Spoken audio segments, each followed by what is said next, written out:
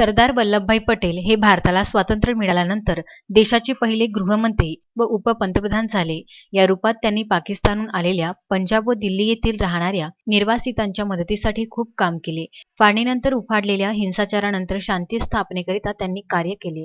सरदार पटेलांनी हिंदुस्थानातील 565 अर्धस्वायत्त संस्थांचे भारतात विलिनीकरण करवून घेणे हे पटेलांचे सर्वात मोठे कार्य होय व वेळ पडल्यास सैन्यबळ वापरून सरदारांनी संस्थाने भारतात विलीन केली आणि म्हणूनच ते भारताचे लोहपुरुष म्हणून ओळखले जातात.